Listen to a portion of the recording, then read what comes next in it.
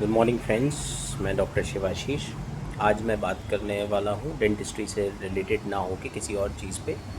आजकल कोई भी ऐड देखे या फेसबुक पे कोई वीडियो रील्स हम लोग देखते हैं तो कुछ एड्स भी आते हैं जिसमें बोलते हैं कि 5000 इन्वेस्ट कीजिए पर मंथ इस म्यूचुअल फंड में या इस इंडेक्स फंड में एंड 10 ईयर्स में यू विल गेट 2.2 करोड़ या 4.1 करोड़ या कुछ भी ऐसा वो बोलते हैं। तो कृपया करके एक चीज़ ध्यान रखिए कि ज़रूरी नहीं कि जो वो प्रॉमिस कर रहे हैं वो आपको मिले। आपको खुद चाहिए कि एक रियलिटी के बेसिस पे आप उसको चेक करें।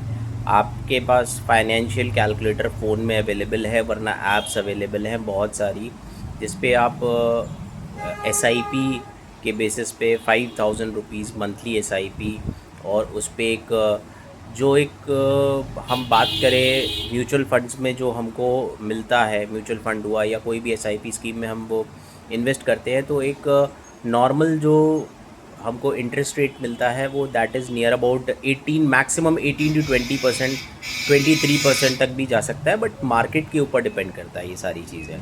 तो आप ये मान के चलिए हम 20% या 18% भी मान के चलें तो 18% के हिसाब से आप उसको कैलकुलेट कीजिए। 10 साल का टाइम डालिए, टाइम पीरियड डालिए, तो आपने कितना इन्वेस्ट किया उस पर। हाँ, ये बात ज़रूर है कंपाउंडिंग अच्छी खासी हो जाएगी, बट ये इन चीज़ों पे मत आइए कि जो ऐड में बोला गया है उतना ही आपको या उससे आसपास आपको मिल जाएगा। हाँ, ये बात ज़रूर मैं कहना चाहूँगा कि इन्वेस्टमेंट ज़रूरी है। छोटे छोटे इन्वेस्टमेंट आप कीजिए जो भी आपके ज़रूरत के हिसाब से। सबसे पहली तो चीज़ ये आपकी जो पॉकेट अलाउ कर रही है उस बेसिस पे आप इन्वेस्टमेंट कीजिए।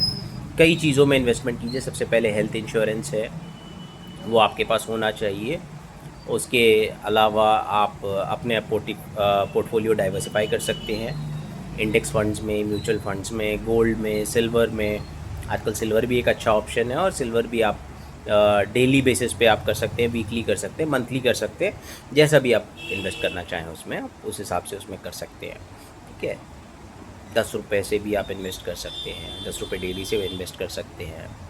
तो वो आपके ऊपर डिपेंड करता है कि आप कितना इन्वेस्ट करना चाह रहे हैं।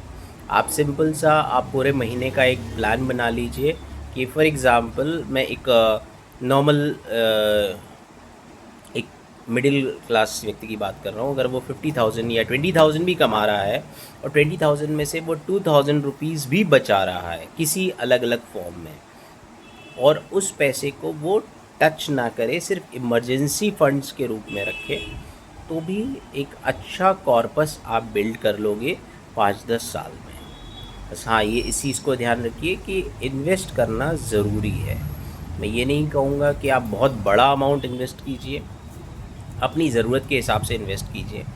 अगर आप 20,000 कमा रहे हैं तो 2,000 रुपीज़ के आसपास इन्वेस्ट कीजिए। अगर आप 40,000 कमा रहे हैं तो 4,000, 5,000, 6,000 या जो भी आपकी ज़रूरतों का। भाई आप एक पहले बजट बनाइए कि आपका इतना बजट है, इतना आपको यहाँ पे देना है, ऐसा करना है, उस तरीके से आप वो कीजिए। और दूसरी चीज़, आजकल जो सबसे बड़ी चीज़ है ईएमआई पे कोई चीज़ लेना या क्रेडिट कार्ड के बेसिस पे लेना, वो थोड़ा सा अपना हम लोग कम रखेंगे तो एक अच्छी चीज़ रहेगी। क्योंकि ये छोटे छोटे खर्चे आपको पता नहीं पड़ते हैं, बट ये आपको बहुत ज़्यादा प्रॉब्लम इफ़ेक्ट करते हैं, आपके सिबिल पे भी और आपके फंड्स पे भी। छोटा छोटा आप उसको बेसिकली अगर आपको कोई मोबाइल फ़ोन भी लेना है तो मैं खुद भी यही करता हूँ कि उसका पहले से थोड़ा बहुत फ़ंड अलग अलग करके रखता हूँ। आप ज़्यादा मत कीजिए, आप 200 रुपये, 500 रुपये, 1000 रुपये जो भी आपका है मंथली आप अलग करते जाइए।